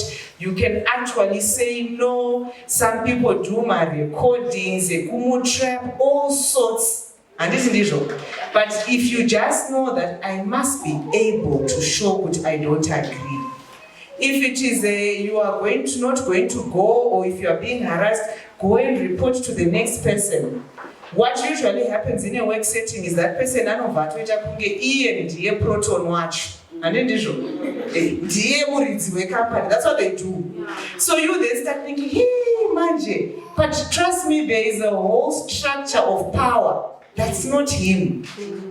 But because he is intimidating you, you are new in the system, you are an intern, une pressure yekuti saka ndikasa complete internship yangu iyi. And I'm not going to graduate, Ndichaita say, or he promises you the job, but he might not even command all that power. Not at all. And even if he did have the power, there are always other actors, because it's a whole institution, and it's individual. But it never happens in that way. The case I talk about, this woman was working for CZI. Some of you know CZI, it's not a small organization at all. It's a big organization, a powerhouse. And this is usual. But there was some person that and so you must not fall into the trap of thinking that he's the end, not at all. You can be able to take action. And one of the starting points is actually saying no. So that whenever the record comes out, it will be saying, no, she'd say, no. You see this gentleman in the email says, I even no, and you cringe when I touch your hand. Do you see what he's doing? He's actually admitting that she said no. But when you don't have a no and you are just, it's then difficult to then say. And the reason why it's difficult legally is because hakuna regulation yema love affairs right across the board in a similar fashion. Some institutions actually regulate malove affairs, especially between a superior and a subordinate. One of the things they do is to say, make a declaration kana mchidanana and it's unusual. Saga kutitizile kutichi, everybody's consenting, apana money kids were etc. Some people vazhinji in the country do not regulate or say anything about love affairs, right? So sexual harassment kana ikasaita action from you, the person, ikuratidza kuti it's unwanted.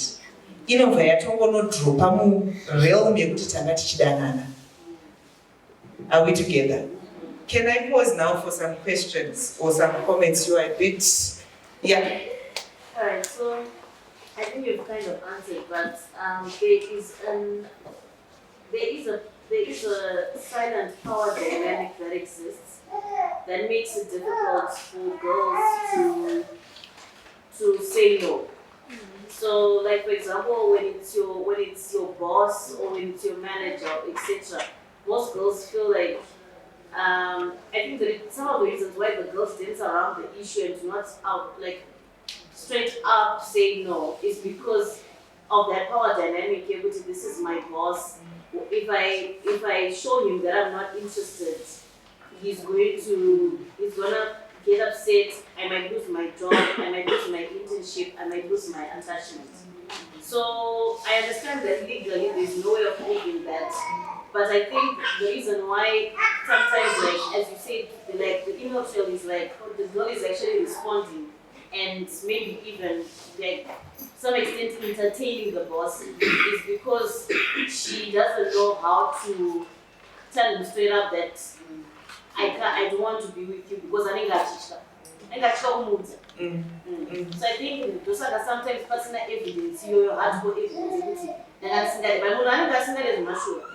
But I think I said, how do I tell my boss, this is what happens? So how do you advise the girls to deal with that? One of my big comments when you talk about sexual abuse across the board, inclusive of sexual harassment, it thrives in silence. That's what it does. Unusual. And this thing goes on and on because of the silence. In institutions where people have stood, yes, at a high cost perhaps for the individuals that were there, but for broader change. I can assure you, if we interact with CZI at the moment, I can assure you, because it comes with reputational damage to a brand, an individual. just because you've got some Mr. Man Bobari, wherever he is, it comes with reputational risk, I can assure you. And they control industry. One of the big drives that they are going at now is to have policies in institutions. Stemming from this woman, 2003. So if they silence, abuse thrives. That's what it does. Even if you think about it in a home setting, he can do that for generations and generations. Simply because akuna, you know what, this is not right. That's one of the things I would say. As long as it is in silence, then be assured that it is. The other thing that happens at a personal level of you who has decided, it almost projects your entire trajectory of your career. You're going to move from this institution, go to the next, and think, and move from this institution and go to the next,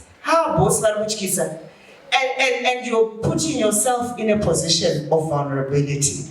The third thing I would want to say to that example is to also say some of it is just pies in the air. He actually does not control the entire institution. But what he will do and project to you is, if you mess with me, that is the end of everything. And yet that is not so. So you must always be able to find within an institution, where can I project this? Some people have anonymous reporting. The Gender Commission, and I don't know if we know about the Gender Commission, but I was going to talk about it when we talk about where do you report. The Zimbabwe Gender Commission is one institution where you can make a report. The matters that they are currently investigating on sexual harassment, my anonymous tip-off. So even when you're feeling so disempowered, you don't want to be projected as Abigail, as a reporter, and it's individual, anonymously report. The one institution, and I will not mention it by name because the matter has not been resolved. What simply happened to this girl is when she triggered a discussion party, it turned out that there were over 10 girls who had been subjected to the same kind of treatment by this particular boss. So what they simply did was a collective action, anonymously put it out there into my institutions that could do something about it. Without being named, without saying, I want you to say Abigail has got a case against John. It simply was an anonymous tip-off to say, let's deal with this behavior in this institution. So there are ways of stopping the abuse. Even if your personal decision is to say, I don't want the case to go by me. I don't want to be known as the person, right? And that's okay. You can simply do an anonymous report. There's another institution similar. They put in a policy because somebody simply triggered, do you know here, sign off. Anti-internship has got this thing that people sign off. And at that point of signing off was the icebreaker, was yes or no, yes or no. If you're not game, I'm not signing this thing. And you've just done maybe 6 months and this person is saying Sagabana deal. They simply did an anonymous tip-off to say, and that institution simply moved to the powerhouse to say who signs off my interns. Yakavela shifter from manager X to manager Y. Kutkana paripo konzera the problem. And those individuals were not named. So you can stop the abuse even if you don't want to be named and to be seen and to be, but you are doing something. It's different from simply saying, I'm here for 6 months, let me just, what's a kiss? It's okay, you know. It starts off as a kiss, the next thing, it's another thing altogether. Yes? Okay, so there are some instances, I get the fact that you can report anonymously, right? But what I also understand is that the abusers always know their targets, right? So, especially when you are working for a small organization or you are part of a small organization, definitely then your abuser knows you, right? And if then you report anonymously, sometimes you don't want to report anonymously, you want to be known. But then the stigma that comes with then reporting it, because I remember you said at the beginning that it is usual for the person next to me, she's used to it, she has accepted it. But here I come then, I don't like how I'm being treated. How do I then deal with the stigma and the violation that then comes for being true for what? Or being not being familiar with this behavior. And also the violation after, because also there might be policies that exist, right? But then also the people who sit in those decision-making or in those forums that deal with these issues completely the abusers in the workplace. Because what happens, the abusers in the workplace and friends, and they make sure that they associate with everyone so that they can silence you as a complainant. So what do I do? Because now also there are hierarchies also to this thing, and I'm in the lower, I'm in the bottom of the hierarchy. I do not matter. My voice doesn't matter, but then I want to go with someone who has access. I'll give you 2 examples. In one instance, one particular woman just found someone that was sitting at board level to be able to deal with the coalescing of, the peers and apana kwachinoenda chikutenderera HR mfesi wangu, uyu mfesi wangu, and tinotozivana. So in that example, I want you to just extract, there are always ways of dealing with the problem. You never feel like this thing apana. There are always ways, even in that institution. In another example of a girl who was working in a small institution, she left after her attachment and triggered the report. So she didn't have the direct reaction. So there are many ways of trying to leverage and be able to react to it. I know that there is another institution that is currently under investigation. It was a direct report to the Gender Commission which triggered them to do a visit to say, we want to understand your internship program. How does it look like? Let's see from what step to what step to what step. So never feel disempowered because there are always ways, even within a small institution, to be able to deal with it. And there's a whole network of other players that can be able to help support that even Uri within. I know there is a session, or there was a session about organizations that are available for you. There are many. So you don't even need to feel like you are alone in this problem. And this is because there are so many interested cadres. That the trigger effect. So even if you cannot trigger the reaction within, you can relay with these women's organizations. And I do hope that the contacts, there's a whole range of lists who can be able to support organizations that just purely do labor rights and they just focus on working with institutions, trainings, etc., etc. Those are people that are easily able to deal with the bigger problem, perhaps that you feel you are not able to do, so that you get the necessary support that you can. Yeah. Can I just close it down with the actuals now? Right. So the first one that I'm going to talk about 5 things, 5 laws, 5 issues. The first one, the Constitution is the mother law for everybody and everything in the country. Right? Though the Bible of rights. And this Constitution applies to individuals like you and me. It applies to companies, it applies to training institutions, it applies to churches. Everything and anything in this country is governed by that law.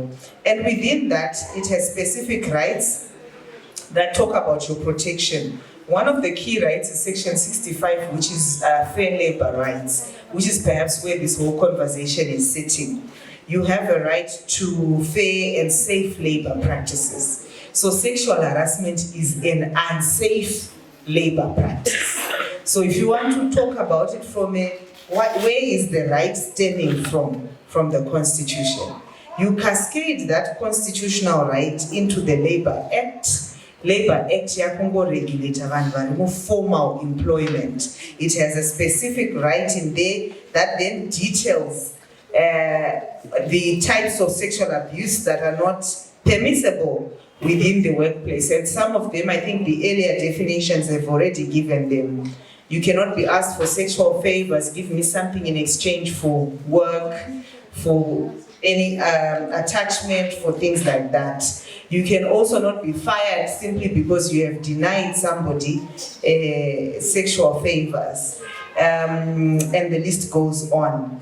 And then you also have our criminal law codification, which specifically talks about physical conduct. So to those that perhaps succumb to sexual harassment, which are physical in nature, where someone touches you, inserts certain things, or does a physical act, you can also pursue that under criminal law, and they'll be able to face the music of the law. I want to conclude by talking about, so where can you report?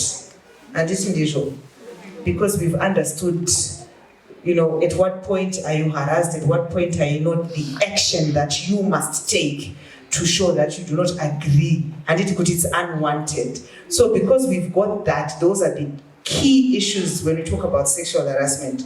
We want to talk about when it happens, what is it that you can do? Number one, you can report within the institution ya Ushandira. They have processes, disciplinary hearing, some have departments, some people have, it's under HR, some people have a safeguarding unit, but there is some point where you are able to make a report about kusafamba zvakanaka kwezvinhu. So you can make that option to trigger the internal reporting. And when we talk about where can you report, it doesn't mean that you must follow a particular pathway. You can look at the circumstances and think, maybe the perpetrator wacho ndiye anotohedha HR yacho. Kana kuti ndiye anotogarira committee yacho inovhura ma-suggestion books. And he just kills it off. And this is so it doesn't mean that if the power dynamics or the structure of the institution is such that you can't report internally, then your right goes away. If you can, report internally. If you can't, you can also make the report to the labor officers. There are labor officers who specifically deal with labor complaints. They are found in all the cities by and large. So you can also launch the report there. You can also make a criminal report, which means we're going up Mapurisa number 3. But Kumapurisa, remember I said criminal is when there's touch. And this is usual. So when it's emails, when it's jokes, when it's comments about your body, that's not criminal. So you can't take that to the police. When we talk about touch, is touching your boobs, your bums, raping you, inserting things, harassment, all sorts that can happen. Touch. Within the data physical experience, I was the secretary for gender in the social welfare at my college. So there was this lecture, you will never pass me and there is a lady, a.ka repeat a certain module for 4 good years. Just because I got a proposal. So, when I said I got a very, it's okay, it's fine. So the lady did. I was just no. I will reach 40 years. I'm getting 1 module. So I left to it. When she reported the matter, at first it was ignored. No, Thomas and Doja Ari lecture. I got ones in Doja Ari, the mom lecture. So, one, it becomes so difficult for the students to report the matter. So what I did, I went to the dean. I asked for the sexual harassment policy. They done it here.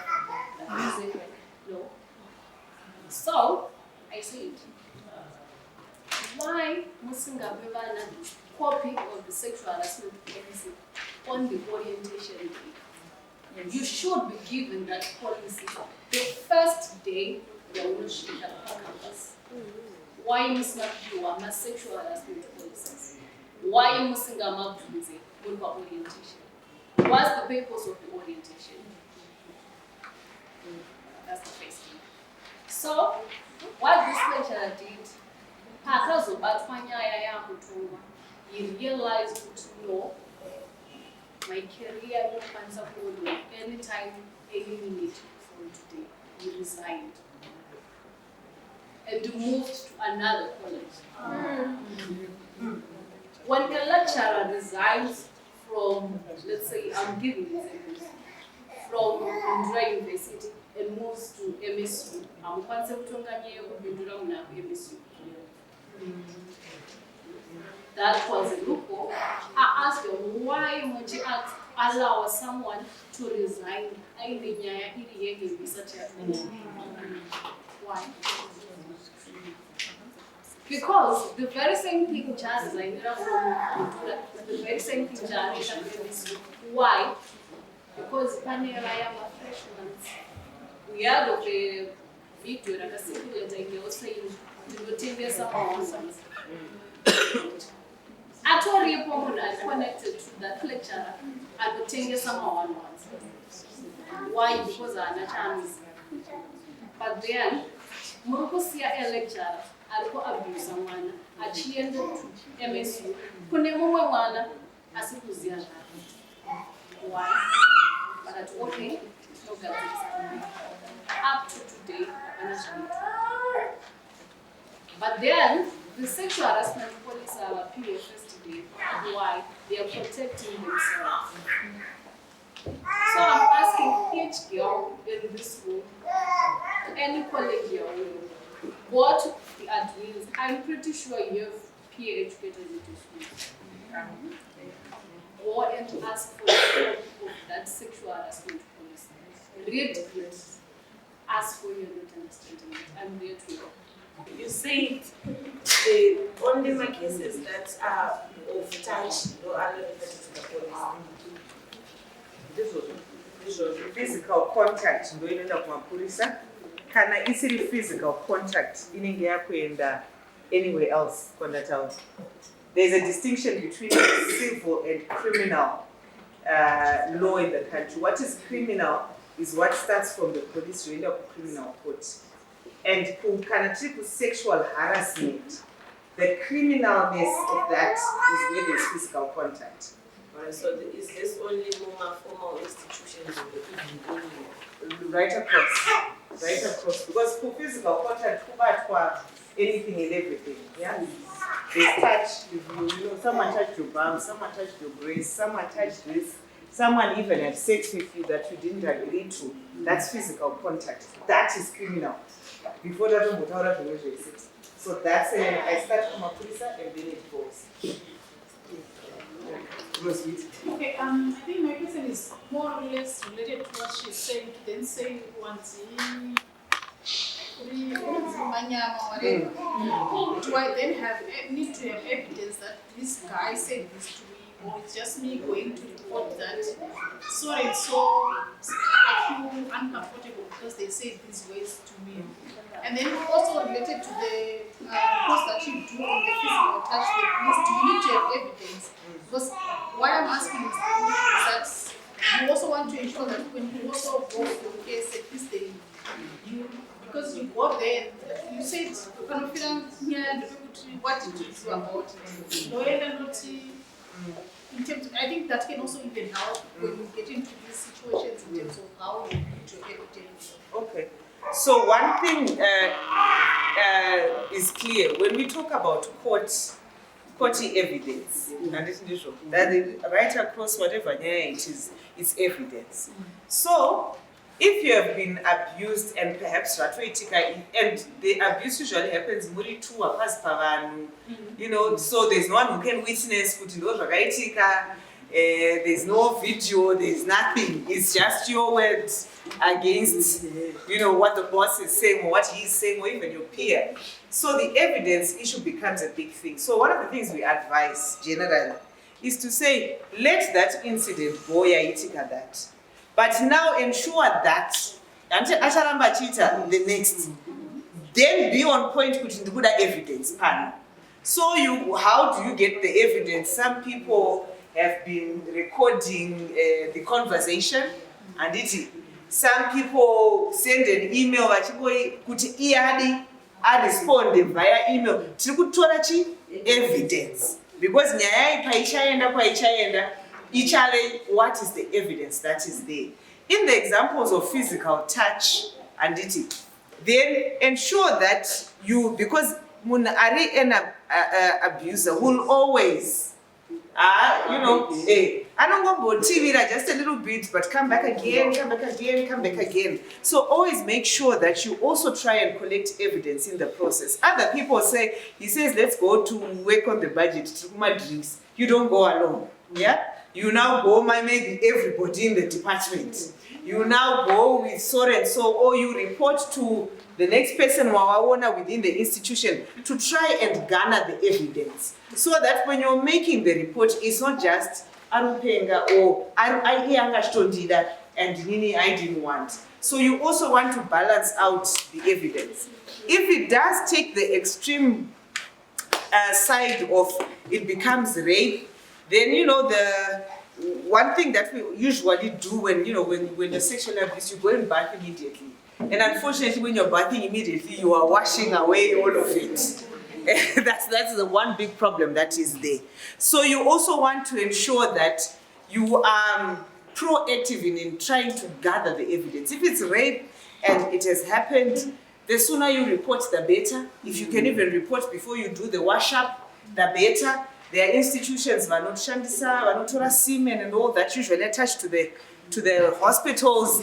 There are also people that can help in trying to preserve the evidence. So that whenever you are then making the report, you are also making the report with evidence. And then you can also stop the abuse, not necessarily by a legal case report. It can be a report here, to not panic policy gap per institution E. Kana kuti pane brotherhood chekuti vanhu havasi kuziva kuti chiri kuitika, maybe what we need are training sessions. Tese tirimo what is sexual harassment. So you can trigger different pockets of change, not necessarily even just the legal in and itself. Yes. All right. Otherwise, thank you very much for this. I will hand over back.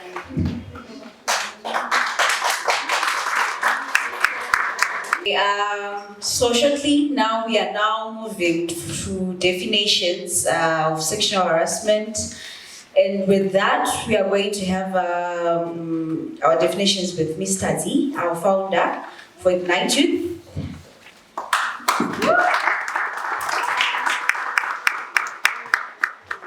So I'm not the one who was supposed to give the definitions, it was Rumbie, but she had to go, so she left me this form to read out to you so that you guys can identify the differences between sexual assaults. So I'm just reading out. Don't ask me difficult questions. All right. So she said that sexual harassment, I think as we've all heard, is a broad term, and it can refer to verbal or non-verbal sexual advances, right? And it can even be physical. But sexual assault is more specific than sexual harassment. Harassment can encompass verbal actions, but sexual assault is specific to physical acts. So I think we heard that there is, when it becomes criminal, it's now sexual assault. Right? When it becomes physical, that's unwanted touching, kissing and groping are types of sexual assault, right? Rape is an example of sexual assault where the abuser forces a victim to have sex with them. And then sexual abuse is a term often used to describe sexual assault perpetrated against children. So until an individual turns 16 or 18, they cannot legally consent to sexual activities. So sexual abuse is where a child is abuse is when a child, it involves a child who has not reached the age of consent. Do we know what the age of consent is in the country? What's the age? Huh? It's 18. So as long as the child is not yet 18, it's abuse. It becomes sexual abuse, right? And then sexual misconduct is everything. It's the umbrella term for harassment, assault, abuse, right? That's the umbrella term. All these three terms, harassment, assault, abuse, they fall under the headline misconduct, right? And that's where we talk about, then we can try and specify if it was harassment, if it was assault, or if it was abuse, right? So we understood the differences. Yeah, so we said harassment can encompass physical, verbal, and emotional actions. And assault is understood to be a physical act. Abuse is when it involves children, because children cannot consent to sexual activities. So any sexual acts that occur with a child are considered sexual abuse. Any acts that happen with a child, even if they are of a harassment nature, fall under sexual abuse when it's a child. Okay, have we understood?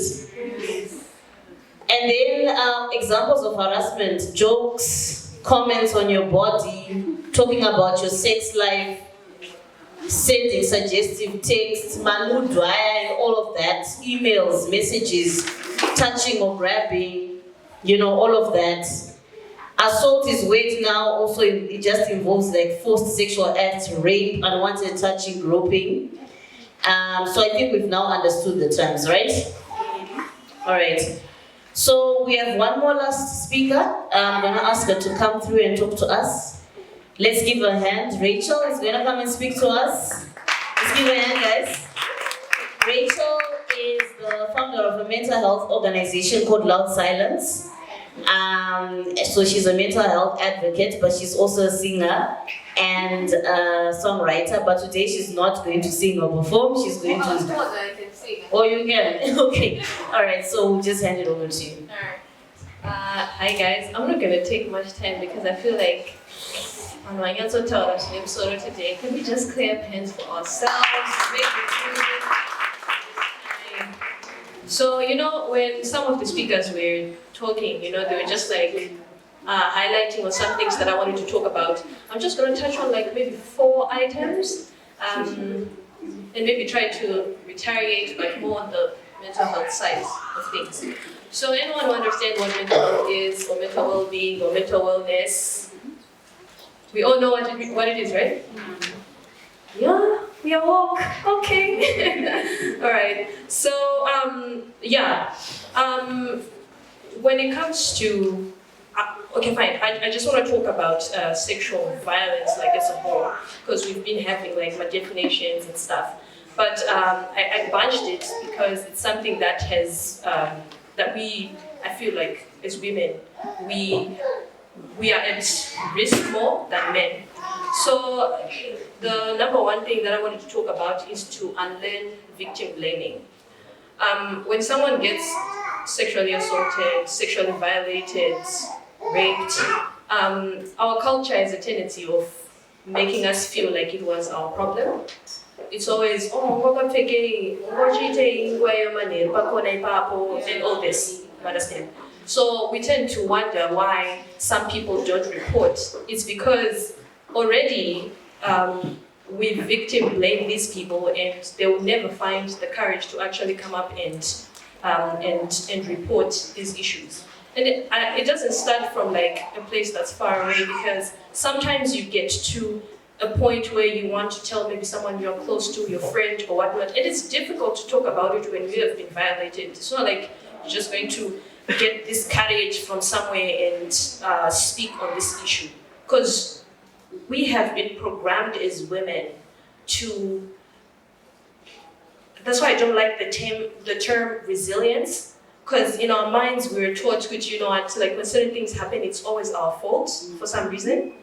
I had a question that I was given. Can I please have it? I just want to read it out, and I was just thinking, what's an adult problem nobody prepared you for? To be honest, I wasn't prepared that the moment I was going to have breasts or a bum, or just being a woman was going to be this hard. It's very difficult to just be a woman, especially in the African context or here in Zimbabwe. We can have all these sessions where we are talking about, yes, girl, you are empowered and whatnot, but mentally, if we are not emancipated, then what's the point? What are we doing, really? And sometimes we feel blame on our end because it's all about, oh, you don't read the Constitution, you don't know the policies.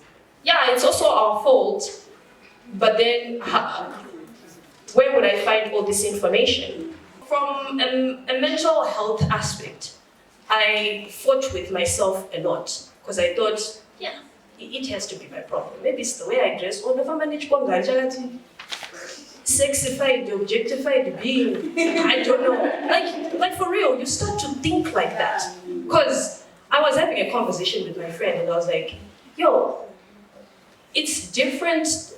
Like, I've never really met a guy who just come up to me and is aroused by my intelligence only.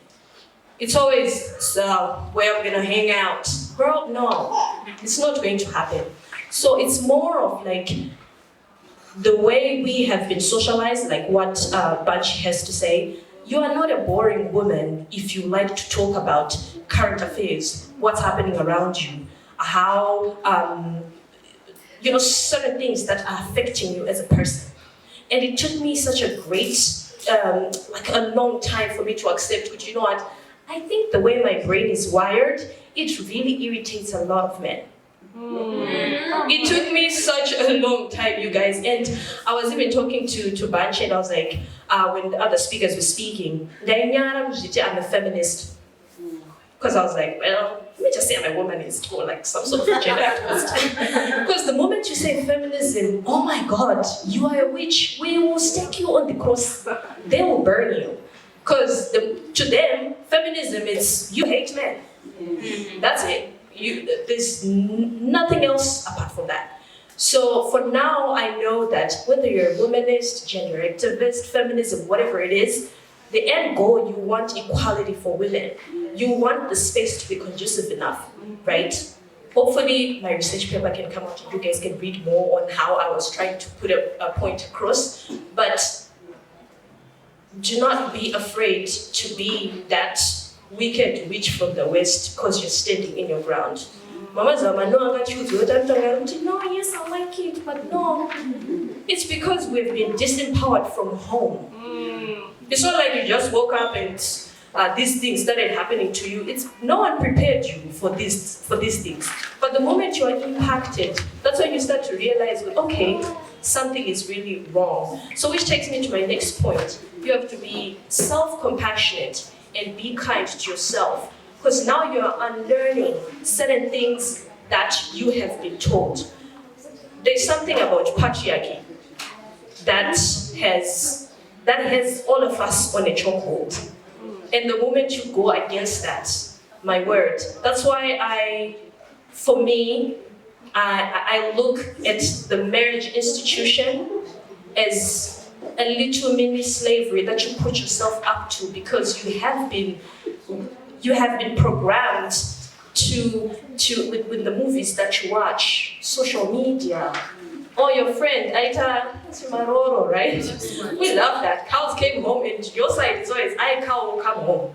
It's never the other way. So we all have been programmed to think that way. I'm not saying like marriage is bad, but I'm just saying like there is more to life really than for us to always think like this. You have to really shift your own mindset to think in a certain way on how you want to become this like powerful and empowered woman. So, yes, I digress.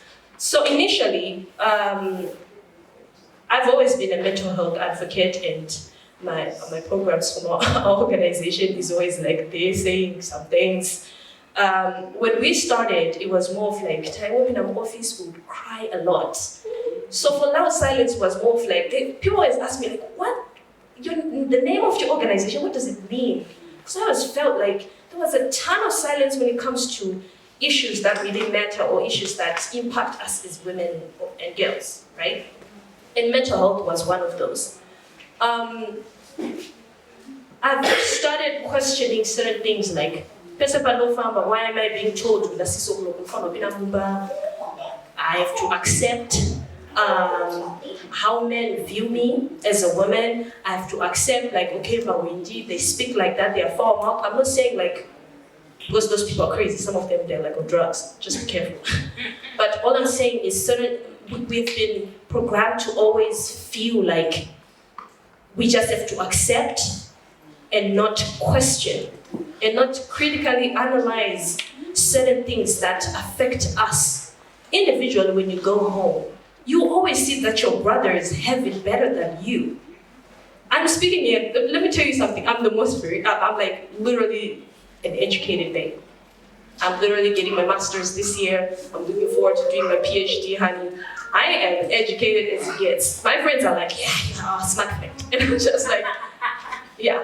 And I always felt small when I get into spaces with like a ton of men, because the moment you're like, so my name is Rachel, I have masters and these and this, they don't like an educated babe. They don't like that. They look at you and they're like, nah, I'll can't get a kitchen.